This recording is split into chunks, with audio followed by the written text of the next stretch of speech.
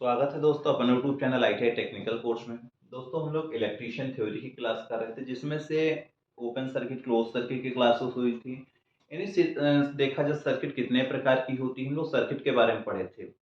फिर अपन लोग पढ़े थे कनेक्शन, यानी सीरीज कनेक्शन क्या होता है, पैरेलल कनेक्शन क्या होता है। हम लोग आखिरकार सीरीज में कनेक्शन कोई भी सर्किट में क्यों करते हैं, हमें क्यों ज़रूरत पड़ती है सीरीज में करने के लिए, पैरेलल क्यों करते हैं, हम लोग पैरेलल का यूज़ क्यों करते हैं, क्या सीरीज में वोल्टेज का लेवल बराबर होता है या पैरेलल पे होता है। हम लोग जो घर की वायरिंग होती है इसमें से पैरेलल ही क्यों करते हैं, यानी पैरेलल कनेक्शन क्यों करते हैं, यदि सीरीज करेंगे तो क्या होगा। तो जितने भी क्वेश्चन थे तो ये हम लोग first class, second class, third class में कर लिए थे। यानी series connection, parallel connection, circuit क्या होती है, ओपन सर्किट क्या होती है, शॉर्ट सर्किट क्या होती है, सब कुछ कर लिए थे। आज हम लोग पढ़ेंगे किरचॉफ के नियम, यानी अब आता है किरचॉफ के नियम। ओम्स लॉ पढ़ लिए थे, ओम के पूरे नियम पढ़ लिए, ओम के फार्मूले पढ़ लिए ओम नियम के। अब पढ़ते हैं हम लोग किरचॉफ के नियम। हम लोग थोड़ा सा इसका जो कंटेंट है चेंज करके लाया है। यदि ये आप लोग को सही लगता है तो आप लोग कमेंट करके बताना, इसी में आप लोग कंटिन्यू करेंगे। क्योंकि जो कंप्यूटराइज टाइप करते हैं तो ऐसे जो क्वेश्चन होते हैं, जो फार्मूले होते हैं, जितना हम पेन से समझा सकते हैं, जितना हम पेन से अच्छे से बना के ले आ सकते हैं, उतना आप कंप्यूटर में डिजाइन करके ले आना थोड़ा मुश्किल पड़ जा रहा है। इसलिए मैंने सोचा कि रफ पेज में मैंने लिखा, उसकी फोटो खींचे, फिर आपके सामने पेश किया। इसकी पीडीएफ भी आपको प्रोवाइड हो जाएगी, यदि आप चाहोगे नोट्स लेना नोट्स भी मिल जाएगी। तो मतलब एक कहने का मतलब ये कि यदि ऐसी चीजें आपको सही लगती है, समझ में आ रहा है, यदि आप पढ़ पा रहे हो, कोई दिक्कत नहीं, आप इसी तरीके से कंटिन्यू पढ़ते रहिए। यदि किरचॉफ के नियम से पहले अपन लोग पहले देखें तो हम लोग पहले क्या क्या पढ़े थे, यही सारी चीज है। समानांतर क्रम में हम लोग क्यों जोड़ते थे, सीरीज क्रम में क्यों जोड़ते थे, मतलब सारे सर्किट के बारे में पढ़े थे, सब कुछ सीरीज क्या होता है, पैरेलल क्या होता है, ये सब लोग पढ़ लिए थे। ओम के नियम पढ़ लिए थे। मतलब आप चलते हैं, नहीं जो हमारे टॉपिक रहेगा किरचॉफ के नियम। यानी अब आप लोग को जो पढ़ना है किरचॉफ के नियम पढ़ना है, किरचॉफ लॉ। सबको मालूम होना चाहिए किरचॉफ के कितने नियम होते हैं। किरचॉफ के मुख्यतः दो प्रकार के नियम होते हैं, किरचॉफ के दो नियम होते हैं। यदि आपसे कहीं भी इंटरव्यू में पूछा जाए किरचॉफ के कितने नियम होते हैं, आप यही जवाब दोगे किरचॉफ के दो नियम होते हैं। किरचॉफ के पहला नियम जो होता है, प्रथम नियम, उसको केसीएल यानी किरचॉफ करंट का नियम बोला जाता है, इसको फर्स्ट लॉ बोलते हैं।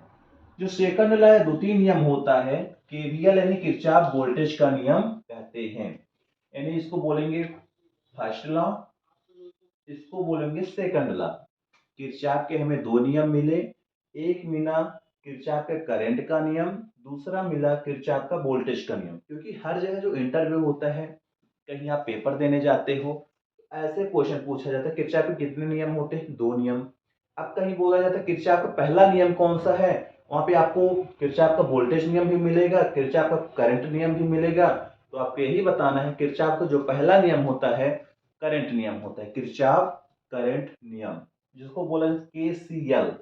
ये आप लोग को मालूम है, केसीएल ये होता है KVL, Kirchhoff voltage law, Kirchhoff current law.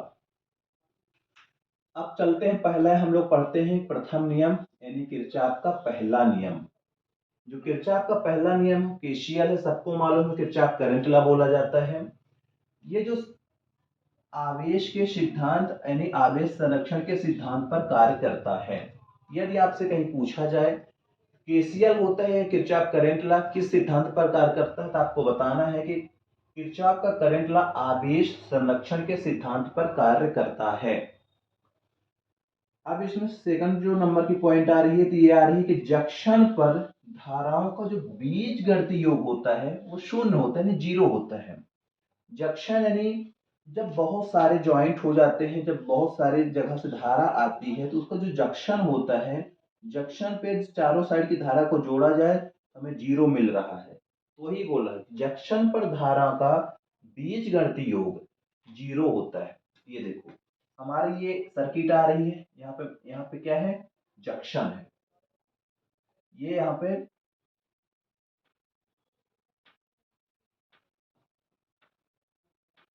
Junction है। अब इस जंक्शन पर जीरो करंट आ रही है, वही बोल रहा है जंक्शन पर धारा का बीजगणितीय योग, मैंने सभी का योग किया, पता चला कि यहाँ पे जीरो धारा मिल रही है। किसी भी प्रकार की धारा नहीं मिली, यानी शून्य आ गई जंक्शन पर, पॉइंट पर। जंक्शन में ये जो सिग्मा आई बराबर 0 होता है, इसको आपको मालूम होना चाहिए, सिग्मा आई बराबर 0, ये फार्मूला आप नोट करोगे। अब ऐसे जो फार्मूले हुआ करते थे, ऐसे जो सर्किट डायग्राम हुआ करते थे, कंप्यूटर में लाना बहुत प्रॉब्लम होती थी, उसको टाइप करना, उसको डिजाइन करना। इसलिए मैंने सोचा सीधे पेज पे लिखो, आपके सामने रखा जाए, आप लोग को भी बेहतर से बेहतर अच्छी सारी चीजें इसमें समझ में आएंगी। नेक्स्ट है, अब इसकी जो परिभाषा है कि परिपथ में चालक के जंक्शन की ओर आने वाली धारा का योग परिपथ में जंक्शन से दूर जाने वाली धारा के योग बराबर होता है। क्या होता है कि कहीं भी यदि परिभाषा पूछी जाए तो आपको यही बताना है कि परिपथ में चालक के जंक्शन की ओर, यानी जो जंक्शन है हमारा, ये जंक्शन की ओर आने वाली धारा, जंक्शन की ओर आने वाली धारा का योग, मतलब जो हमारे जंक्शन की ओर धारा आ रही है उसका योग, तथा परिपथ में जंक्शन से दूर जाने वाली धारा का योग बीजगणितीय योग के बराबर होता है। मैंने ये देखा कि जो जंक्शन की ओर धारा जा रही है और जो जंक्शन से दूर जा रही है, इन सभी के बीजगणितीय योग जो होता है वो बराबर होता है या शून्य होता है। ये इस तरह की आप परिभाषा आपको कहीं भी बताना है कि परिपथ में चालक के जंक्शन की ओर आने वाली धाराओं का योग परिपथ में जंक्शन से दूर जाने वाली धाराओं के बीजगणितीय योग के बराबर होता है। ये आपको नोट्स करना है, बहुत सारी चीजें हैं। किरचॉफ के कितने नियम होते हैं? 2 नियम मैंने जाना। पहला नियम केसीएल, किरचॉफ करंट नियम। दूसरा नियम केवीएल यानी किरचॉफ वोल्टेज नियम। इसी तरह के आपको नोट्स करना है, इसलिए मैंने इस तरह से बनाया ताकि आपको नोट्स करने का तरीका मालूम हो जाए, नोट्स कैसे करना है। अब आने वाली धारा बराबर जाने वाली धारा, यानी I1 I2 मैंने देखा, जो हमारी I1 है I2 है, ये प्रवेश कर रही है, जंक्शन की ओर धारा जा रही है, मगर I3 I4 I5 जंक्शन से बाहर निकल रही है। वही बोलो, जंक्शन की ओर आने वाली धारा, जो जंक्शन की ओर आ रही धारा तथा जो जंक्शन से दूर जा रही धारा, दोनों को मैंने योग किया तो बराबर निकला। यही होता है इसका परिभाषा, किरचॉफ का पहला नियम। इस सर्किट को आपको बनाना है, इस फार्मूले को भी लिखना है, यदि नहीं लिखोगे नहीं बनेगा। सेकंड नंबर आते हैं, सेकंड नंबर में है द्वितीय नियम यानी केवीएल, किरचॉफ वोल्टेज नियम, किरचॉफ का वोल्टेज नियम। यह ऊर्जा संरक्षण के सिद्धांत पर कार्य करता है। केसीएल यानी किरचॉफ करंट नियम जो था वो आवेश के सिद्धांत पर कार्य किया था। ये जो काम कर रहा है ऊर्जा संरक्षण के सिद्धांत पर कार्य कर रहा है। आवेश यानी चार्ज होता है, ऊर्जा यानी किसी भी चीज में खपत करना, एनर्जी, यानी वो आवेश यानी चार्ज के सिद्धांत पर कार्य किया, ये एनर्जी यानी ऊर्जा के संरक्षण के सिद्धांत पर कार्य कर रहा है। ये दो चीज आपको पकड़ के रखना है। अब इसमें पहला पॉइंट आ रहा है कि परिपथ में आरोपित विद्युत वाहक बल वह परिपथ घटकों के वोल्टेज ड्रॉप के योग के बराबर होता है। अब देखना, परिपथ में आरोपित, ये एक मैंने परिपथ यानी सर्किट बना के लाया। परिपथ में आरोपित विद्युत वाहक बल वह परिपथ जो घटक है, परिपथ में जो घटक लगे हैं V1 V2 V3 V4, ये घटक है, कुछ ना कुछ उपकरण है। घटक मतलब कोई ना कोई डिवाइस, रेजिस्टेंस लगे हैं, कुछ लगे हैं, कोई भी डिवाइस लगी है। अब इसमें से जो वोल्टेज ड्रॉप हो रही है, वोल्टेज जो लॉसेस हो रहे हैं, वोल्टेज ड्रॉप के योग के बराबर होती है। यानी जो परिपथ में घटक लगे हैं, इन घटक में यदि जो भी वोल्टेज ड्रॉप हो रही है उस वोल्टेज ड्रॉप के योग के बराबर होता है। इस परिभाषा को आपको लिखना है और इस वाले फार्मूले को लिखना है, सिग्मा ई बराबर सिग्मा आई इंटू आर। ठीक, अब इसी में नेक्स्ट है, परिपथ में विद्युत वाहक बलों का कुल बीजगणितीय योग 0 होता है। जो हमारी सर्किट है, इस सर्किट में परिपथ में विद्युत वाहक बल, सर्किट में ईएमएफ का जो कुल बीजगणितीय योग होता है वो क्या होता है? शून्य होता है, नहीं 0 होता है। इस वाले फार्मूले से परिपथ में विद्युत वाहक बल यानी ईएमएफ बलों का, फोर्स का कुल बीजगणितीय योग जो होता है शून्य होता है। ठीक, इस सर्किट को आपको बनाना है, ये लूप है हमारा कुछ, इस लूप को आपको करना है, घटक लगे हुए हैं, सेम टू सेम सर्किट बनाना, सेम टू सेम सारी चीजें आपको नोट्स करना है।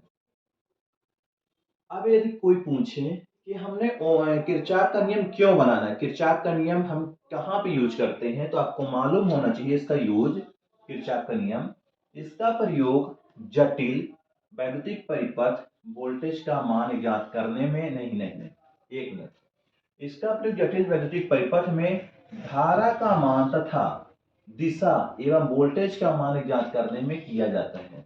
करंट की दिशा, वोल्टेज की दिशा की दिशा करंट जो है और वोल्टेज की दोनों की दिशा ज्ञात करने के लिए हम लोग किरचॉफ के नियम का यूज किए। इसका प्रयोग जटिल वैद्युतिक सर्किट, जो जटिल वैद्युत सर्किट यानी परिपथ है, उसमें धारा का मान तथा दिशा एवं वोल्टेज के मान के ज्ञात करने में किया गया। ठीक, ये थे किरचॉफ के दो नियम हमने पढ़ा। किरचॉफ का प्रथम नियम आवेश के सिद्धांत पर कार्य करता है, किरचॉफ का वोल्टेज नियम ऊर्जा संरक्षण के सिद्धांत पर कार्य करता है। दोनों आपने डायग्राम देख लिए, दोनों को फार्मूले लिख लिए, इनका यूज भी जान गए। अब आते हैं उसी में थोड़ा सा कुछ हीट्स है। नेक्स्ट है हीट यानी ऊष्मा। ऊष्मा के बारे में आपको मालूम होना चाहिए। ऊष्मा हमें यह अनुभव कराता है कि कोई वस्तु कितनी गर्मी या कितनी ठंडी है। ऊष्मा के बारे में जूल ने विस्तार से बताया। ऊष्मा यानी हीट ये बताता है कि कोई वस्तु कितनी ठंडी है या कितनी गर्म है, कितनी हीट है या कितनी कूल है, ये हमें हीट यानी ऊष्मा बताता है। ऊष्मा के नियम के साथ साथ हमने जूल का नियम देखा था, यानी जूल का नियम मिला। अब जूल का नियम क्या कहता है कि जब भी किसी प्रतिरोधी तार में से धारा प्रवाहित होती है, जब भी किसी रजिस्टिव सर्किट में, यानी जो हमारे जो रेजिस्टेंस वाले वायर होते हैं जैसे नाइक्रोम, जब भी किसी प्रतिरोधी तार में से धारा प्रवाहित होती है तो वह गर्म होकर ऊष्मा उत्पन्न करती है। सबको मालूम है कि यदि हम कॉपर में धारा प्रवाहित करेंगे तो अच्छे से फ्लो होगी, वहीं पे नाइक्रोम में करेंगे तो कम फ्लो होगी और नाइक्रोम के साथ हीट यानी ऊष्मा उत्पन्न होगा। ऐसा क्यों? क्योंकि जो हमारी नाइक्रोम की कॉइल है वो रजिस्टिव कॉइल है और कंडक्टिव कॉइल क्या है, कॉपर की है। कॉपर में रेजिस्टेंस कम होता है तो कम हीट होगी, कम ऊष्मा उत्पन्न करेगी। यदि वहीं पे नाइक्रोम में देखा जाए तो नाइक्रोम में हीट की मात्रा ज्यादा होगी क्योंकि रेजिस्टेंस ज्यादा है। तो ये बोला कि जब भी किसी प्रतिरोधी तार में से धारा प्रवाहित होती है तो वह गर्म होकर ऊष्मा उत्पन्न करती है और इसमें उत्पन्न ऊष्मा तीन कारकों पर निर्भर करती है। इन जो हीट उत्पन्न होती है तीन, किसी भी वायर पर, किसी भी कॉइल पर जब हीट यानी ऊष्मा उत्पन्न होती है वो डिपेंड करती है तीन कारकों पर। पहला, जैसे H प्रोपोर्शनल I स्क्वायर यानी धारा के वर्ग में हमारे जो सर्किट है उसमें से धारा कितनी फ्लो हो रही है। दूसरा, उस सर्किट का प्रतिरोध कितना है। तीसरा, कितने समय तक हम धारा फ्लो कर रहे हैं। यानी किसी भी कॉइल में से हीट तब उत्पन्न होता है जब ये डिपेंड करता है कि धारा कितनी बह रही है, यानी करंट कितना जा रहा है, उसमें से उस कॉइल का प्रतिरोध कितना है और कितने समय तक के लिए हमने धारा को फ्लो किया है, तब पता चलता है हीट। ये फार्मूला है I बराबर एच स्क्वायर आर टी, ये जूल का फार्मूला है। इसके नियम पर हम पता कर सकते हैं कि कितनी हीट ऊष्मा उत्पन्न कर रहा है ये कॉइल। इसको नोट्स कर लेना। अब जूल की इकाइयां आ गई। जूल की इकाई MKS metre kilogram second, joule आपने सुना होगा। CGS kilogram second calorie. BTU British thermal unit. 1 BTU बराबर होता है 252 कैलोरी, तो 1 कैलोरी बराबर होता है 4.18 जूल होता है। इस फार्मूले के माध्यम से आप निकाल सकते हो कितने कैलोरी हुआ। ठीक, अब यदि देखा जाए तो उस ऊष्मा को एक जगह से दूसरे जगह ट्रांसफर करना है, किसी चीज को उसका यूज करना है, यानी ऊष्मा स्थानांतरण की विधियां। सबको मालूम है कि ऊष्मा जो होती है उच्च ताप से निम्न ताप की ओर चलती है। हीट उच्च ताप से निम्न ताप की ओर ट्रांसफर होती है। ऊष्मा चलने के लिए तीन विधि मिली, चालन यानी कंडक्टेंस, संवहन यानी कन्वेंशन, विकिरण यानी रेडिएशन। तीन प्रकार के हमें ये पता चला कि तीन प्रकार में से ऊष्मा फ्लो होती है एक जगह से दूसरे जगह। अब पहला यदि देखें कंडक्टेंस यानी कंडक्टेंस जो होते हैं चालन। चालन वह विधि होती है जिसमें माध्यम के कण अपना स्थान छोड़ते हैं। चालन वह विधि होती है जिसमें माध्यम के कण अपना स्थान नहीं छोड़ती, क्या नहीं छोड़ती, तथा केवल ऊष्मा ही ट्रांसफर होती है। चालन में यह होता है कि चालन वह विधि होती है जिसमें माध्यम के कण अपना स्थान नहीं छोड़ती तथा केवल ऊष्मा ही ट्रांसफर होती है, ओनली ऊष्मा ट्रांसफर होती है। जैसे ठोस में हीटर देख लो, प्रेस देख लो, सोल्डरिंग आयरन देख लो। हीटर हमारा क्या करता है, ऊष्मा को फेंकता है मगर किसी प्रकार के कण नहीं आते। सोल्डरिंग आयरन के द्वारा हीट उत्पन्न होती है, किसी भी प्रकार के कण नहीं आते। प्रेस प्रेस में देखो नीचे हमारा गर्म हो जाता है मगर कण की आवश्यकता की आने की जरूरत नहीं पड़ती। तो इसको बोला जाता है चालन प्रकार के, एक जगह से दूसरी जगह को ऊष्मा को हम ट्रांसफर करते हैं। इस विधि को पहली विधि बोलते हैं। फिर इसके बाद आता है कन्वेंशन यानी संवहन। कन्वेंशन यानी संवहन का मतलब ये होता है, संवहन वह विधि होती है जिसमें माध्यम के कण सोर्स से ऊष्मा लेकर चले जाते हैं।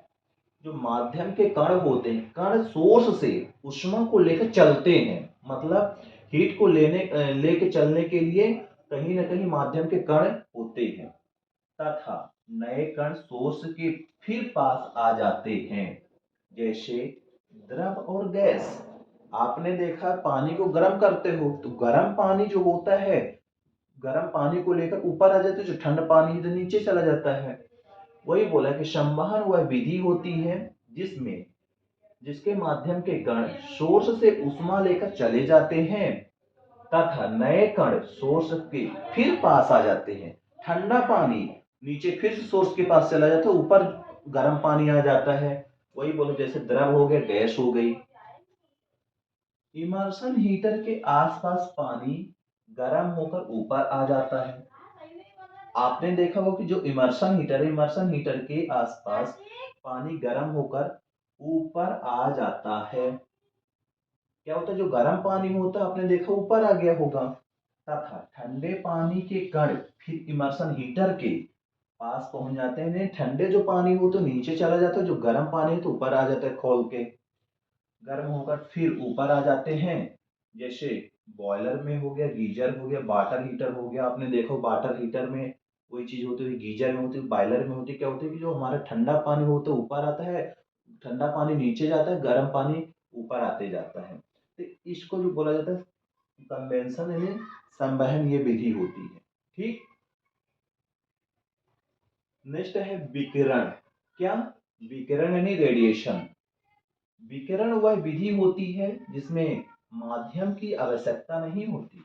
विकिरण जो तीसरी विधि होती है, विकिरण के माध्यम से हमें किसी भी प्रकार का माध्यम की आवश्यकता नहीं होती। जो विकिरण विधि है, रेडिएशन विधि है, इसके माध्यम से किसी भी प्रकार की माध्यम की आवश्यकता नहीं होती। जैसे प्रकाश, जो प्रकाश होता है तो देखे होगा प्रकाश जलता है, उष्मा भी फेंकता है, तो क्या उष्मा को हमारे पास आने के लिए कोई माध्यम की आवश्यकता होती है? नहीं।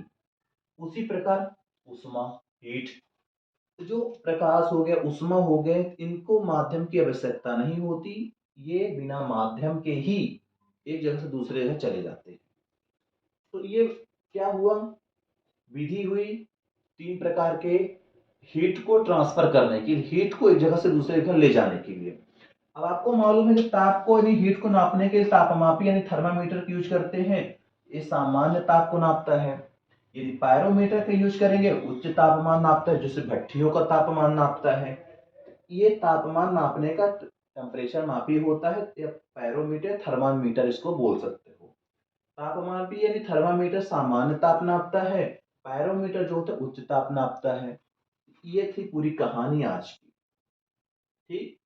अब मिलते हैं अपन नेक्स्ट क्लास के साथ। इसके कुछ ऑब्जेक्टिव अपन करेंगे, यानी जो ऑब्जेक्टिव की क्लास है 10-50 क्वेश्चन कर लेंगे, ताकि आपको मालूम पड़ जाए कि क्वेश्चन कहाँ से आते हैं, कैसे आते हैं।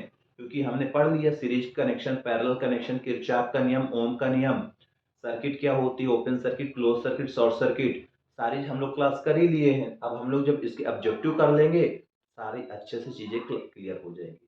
यदि ये कहानी, ये जो मैंने आज की क्लास किया, यदि आप लोग को पसंद आई हो तो आप बताना, क्या मैं इसी तरह के काम चालू कर दूं, यानी यही कंटेंट इसी प्रकार के प्रोवाइड करा दूं आपके पास। आप लोग को भी मजा आएगा पढ़ने में, हमें भी काम करने में मजा आएगा। मिलते हैं नेक्स्ट क्लास के साथ। जय हिंद, जय भारत।